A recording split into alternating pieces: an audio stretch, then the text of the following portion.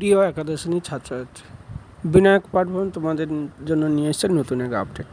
আজকের আলোচনার বিষয় তোমাদের সিলেবাসের দ্বিতীয় পর্ব নিয়ে।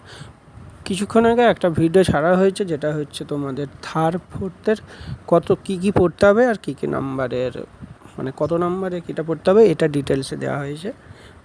দ্বিতীয় পার্টে পুরো সিলেবাসটা মানে পুঙ্খানুপুঙ্খভাবে দেওয়া হয়েছে, যাদের তোমাদের গুছিয়ে তোমাদের সিলেবাস সম্পর্কে সম্পূর্ণ ধারণা পাও, সেই কারণে একবারে গুছিয়ে সুন্দর করে দেওয়া হয়েছে।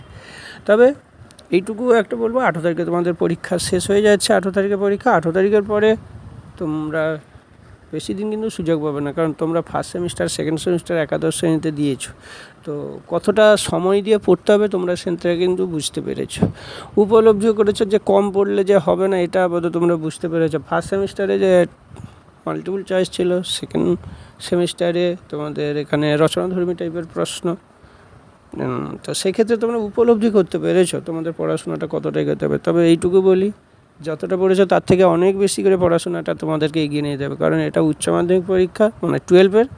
এখানে থার্ড সেমিস্টার এবং ফোর্থ সেমিস্টারের সম্পূর্ণ নতুন সিলেবাস, অনেক বেশি পড়তে হবে।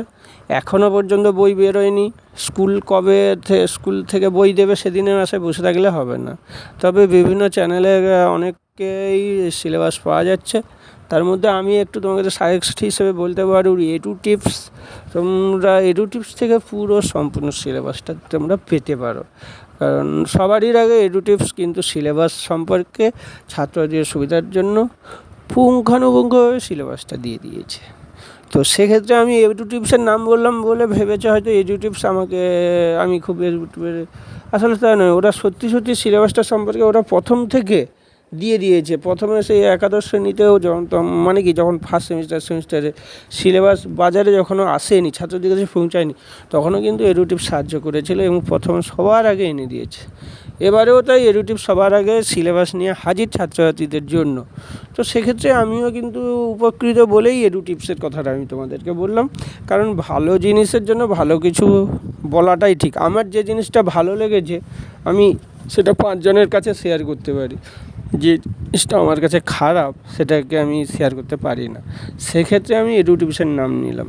তবে সেটা সবটাই হচ্ছে তোমাদের স্বার্থ দেখে, ছাত্রছাত্রীদের স্বার্থের জন্যই এডু টিপসের কথা বলা। এডু টিপসের বই পেয়ে যাবে, সবাই ভালো থেকো।